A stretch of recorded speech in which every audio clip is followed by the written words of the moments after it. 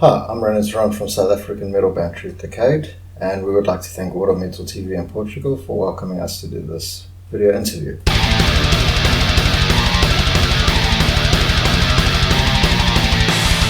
Well, Truth Decayed essentially formed as a lockdown band, a project started by Warren and myself, looking for something to do during the heavy lockdown for the COVID restrictions in South Africa, early 2020 at the time.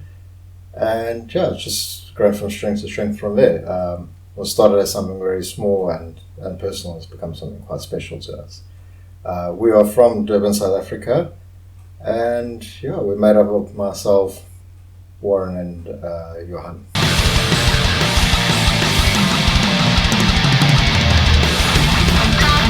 So Truth Decayed started off as a thrash metal band. At our core, we're essentially still that. Obviously, some new influences have come in. The newer music has gotten heavier in parts. We've got some nice meaty breakdowns that have been included into the songs. But even back then in the beginning, we also had strong elements of groove metal from the drummers that we worked with. That also played a big influence in that. But in our hearts, at the bare essential of our sound, it is thrash metal. Myself and Warren, big Slayer fans, big fans of old school Metallica, or I love Metallica in general. And yeah, just bands like that. I'm also a very big Sepultura fan. So that's our style, and that's why we decided on this. A style we're comfortable with, and it's also felt relevant with the lyrical content we had at the time as well. Obviously, a lot of it being based around societal issues, and especially with the crazy world we're living in at this point.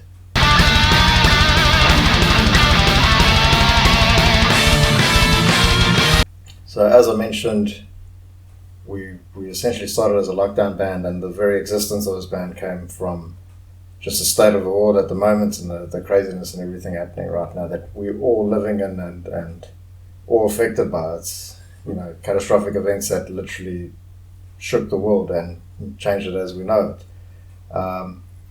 The name itself, though, is a reference also just to the skewed and distorted realities through things such as social media and just the internet in general. Fake news gets spread on a daily basis. Misinformation on all parts, that even legitimate radio and news broadcasters and stuff that literally have shared fake news. People don't really fact check anymore. They don't do research behind things before they share it. And even just on a personal level, people on the internet and stuff, we all have these weird perceptions of truth and what we show to the public, what we don't show to the public, and opinions formed on things that aren't really on anything that's solid or legitimate or valid.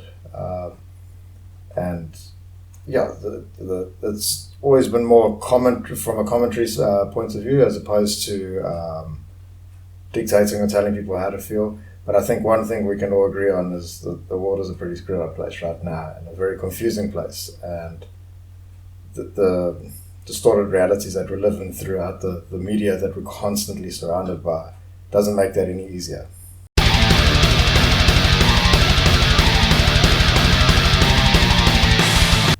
Okay, so I'm Ryno Theron. Play guitar for Truth Decayed, and I also do the vocals. I'm the guy screaming behind the mic. I come from a pretty solid background, being in numerous metal bands and bands of different genres as well. I also am a solo performer.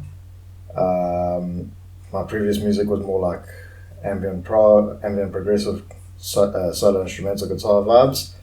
Very mild and mellow. That's taken a change with the new stuff that I'm going to bring out, which is going to be a lot heavier. Still progressive, still very interesting, and yeah, there'll be a couple of surprises with that, a nice new heavy sound to that. Warren Jones is the other guitarist in Truth Decayed, most notably from Mystical Element, and he's also been involved in a very impressive Metallica tribute, which is a tribute of the Kill 'Em All album. Johan Marie, when he first joined the band, he was very new, very raw, and actually completely new to the music scene, but he's definitely developed as a bass player to such a level now that he's playing for a solid band, and not just that, but he's contributing in ways, whether it be writing of lyrics or just ideas for songs or the bass lines that he brings through. And he's really just become an absolute asset to the band. And he's always been one of the strong motivators. He's because of his, he's got like a fresher look at things because he's newer to the industry than we are. And he definitely brings a lot of excitement and a lot of motivation for all of us, just through the drive that he's got. And as far as drummers go, we've worked with several drummers over time, most notably Brandon Carey. So, yeah, I think we've had like a revolving list of drummers, and that works for us. But every drummer we ever worked with has always added value, and they're all very solid and very good at what they do.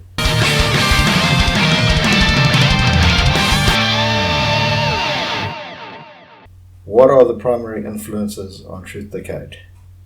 Okay, so musically, definitely be a lot of thrash metal bands. As I mentioned, Slayer, Warren, I'm very big fans of Slayer, and does influence our songwriting in many ways. Of course, also Metallica, particularly old school Metallica, more for the music that we play. Johan's a big fan of bands like Arch Enemy and Ginger. We all love Ginger as well, obviously, and so it's all great music, but that's definitely strong influences that are coming from Johan's side. And myself, I'm a big fan of Sepultura. It's definitely an avenue I try and take with my vocal style, although that's also changed a little bit over time through other stuff I've listened. And more modern things we really enjoying now.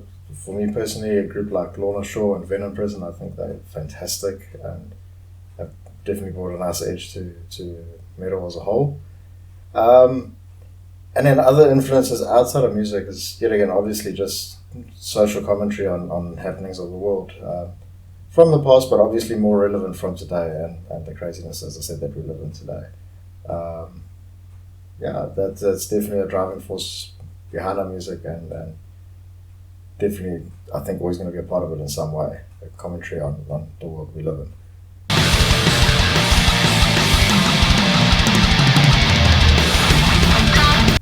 Okay, so start off with answering the album series first. So our upcoming album is going to be split into two parts. It's going to be Faded Visions 1, Faded Visions 2, with 5 tracks each on each thing.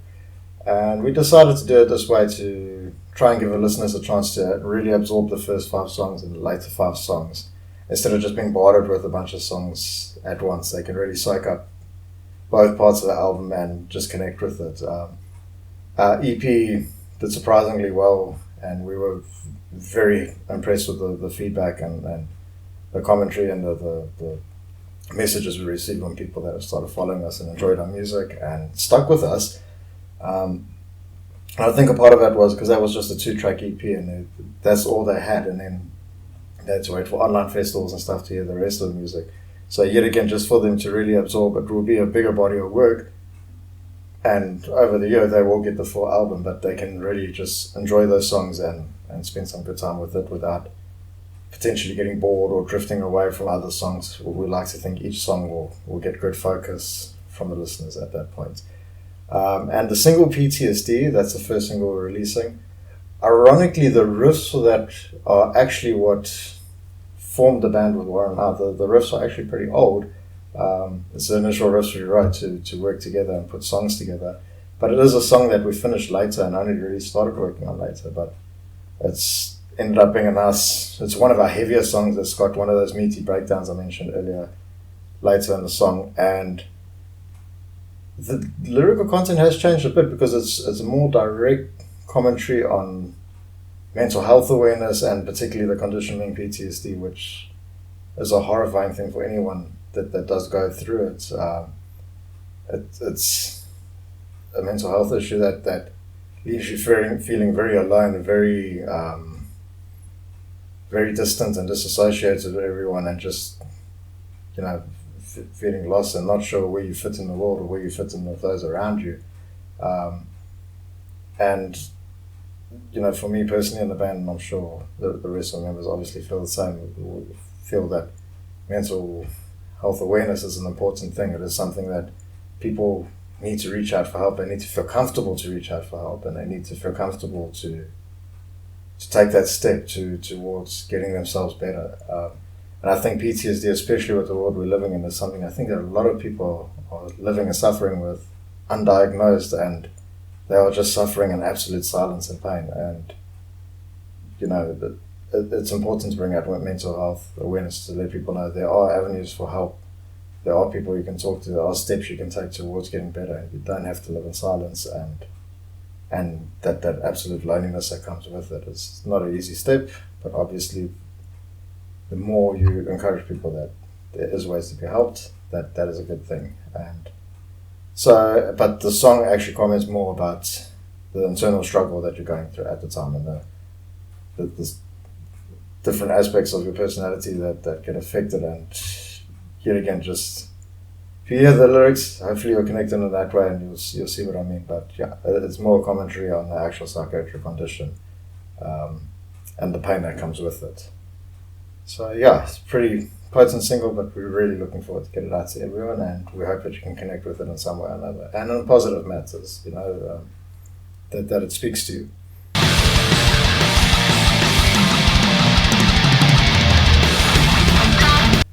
I really hope I pronounced that correctly, Chris. I always battle to pronounce the name of that band.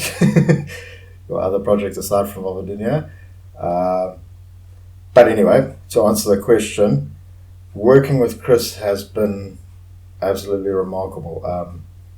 Aside from the fact that he just comes with so much experience and a great body of work and success that's come with it, that obviously translates into a very professional attitude, a very professional way of handling things, and a very professional service.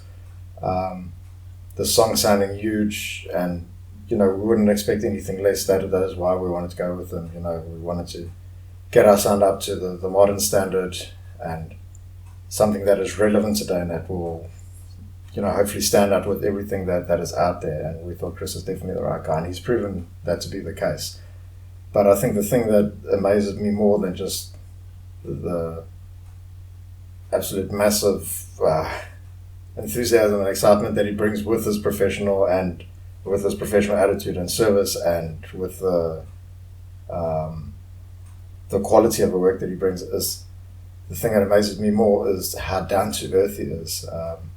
It's quite strange and not something I'm used to, meeting someone that's had the success he's had and broken through like he has, and had a person that's had a major influence on modern metal as we know today. But for him to still be so down to earth, be so willing to work with the band, to communicate, to compromise, it's very humbling. And just to know that guys out there like that, they are actually there to try and help other bands, to help smaller bands to possibly get onto their level, or just be the best they could be. I cannot say enough good things about him, and particularly his character and the way he works with the band. And as I say, the humble and kind and friendly attitude he has it just warms my heart. And everyone in the band has just loved the experience working with him. He's such a genuine guy and so good at what he does. So it's been to answer that part of the question, absolute great experience. Couldn't be happier. And he will be doing the rest of the album with us, not just a single. So that's another very exciting part to look forward to. And as far as when we wanted to go into the studio, I say from when we recorded Modern Day Illusion, which was our 2-track EP, the goal was always to bring an album out. The 2-track EP was just to have something to work with, to have something to push, and to grow the band from that. A lot of the songs on the album are songs that you would have heard from some of the online festivals we've done. They've obviously developed more, and even with Chris's influence, got into an even better place. But that's pretty much, it's always been the goal to bring out the album. And we're looking very forward to it, and we can't wait to share it with everyone.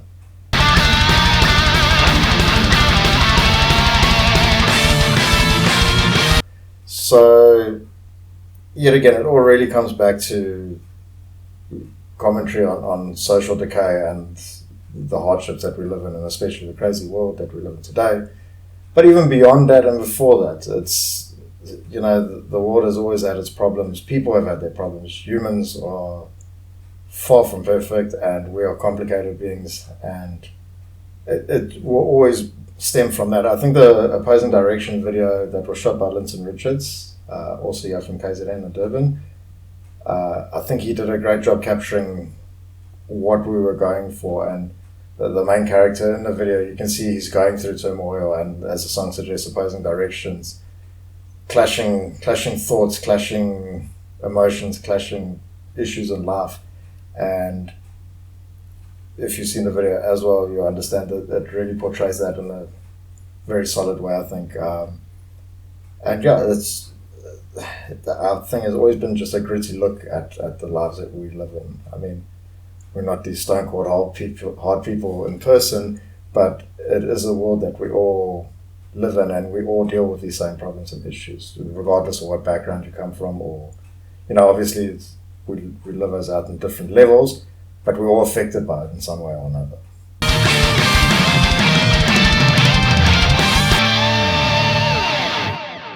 Wow, that is such a difficult question. I don't really know. I think I'm probably going to have to go with PTSD, purely because of the awareness for mental health that I mentioned, which is something that is very important to me. Also, just Warren wrote the lyrics for that song, and I think they were just written so well. I think they really capture what we're trying to say, and just to express about the absolute loneliness of suffering from that, and the pain and everything that comes with it, and the disassociation with those around you, and just not really knowing your place in the world. I think he captured the lyrics so well with that. So lyrically, I feel it's a powerful song. And also, I think it's one of my favorites because it's also taken some new directions where we've got the big meaty breakdowns. There's slight differences. It gets very heavy in parts, for us at least. And I like the direction that it's taken the band. So I'm going to have to go with that as my favorite, if I have to choose. It's very difficult.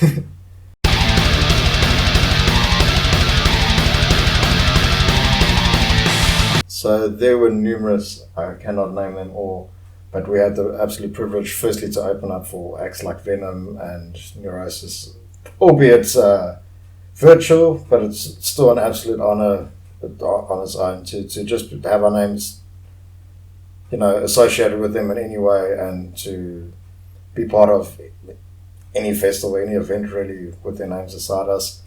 It has truly been an honor. There's definitely been some big names on these festivals that we performed with, and also just, for me particularly, the feedback, especially from the South American festivals and the Greek festival we did with the guys from Radio Entropia. George Entropia is a wonderful guy that was the host for that for us, and also I think the SUBGB festival, the Coal Fest, that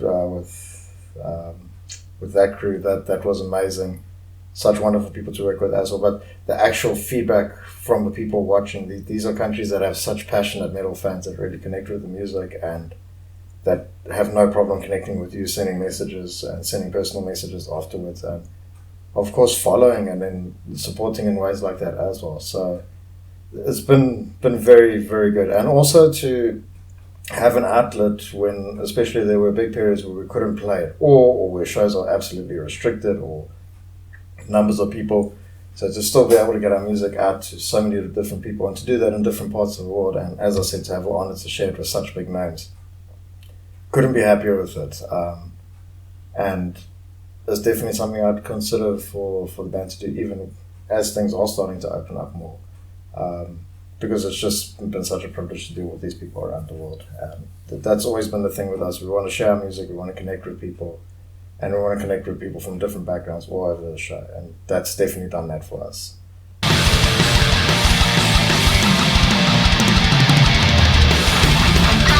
Whew, that's also a difficult question. Obviously, there's countries like the US and the UK, and we've developed followings on parts of those countries as well, in Germany as well. And we're definitely looking forward to playing at all those places. Gotten a lot of love from South America as well, and it's literally been all over the show.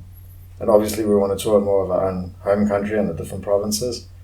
But if I have to answer that question, I think I'm going to go with Greece, purely because it's just a country I'd really love to experience, and we have just received so much love from our Greek fans and followers, and particularly from the people we worked with, as I say, from George Entropia, from Radio Entropia.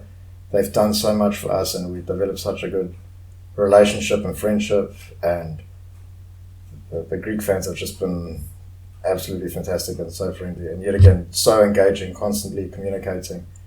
And so I think if I had to choose one first, that would definitely be it. But also, obviously, all the other countries are named, and even more. We get messages from so many people over the show, so sometimes lose track, but we do appreciate every single one of them. But I think Greece, I think that would be fun. And also, from my experience, Greece just has such a passionate following of metalheads that really connect with the music, but also connect with the bands on a different level. That's at least my personal experience from that. And I definitely want to experience that in person. We've done it online now the next step is to do it in person.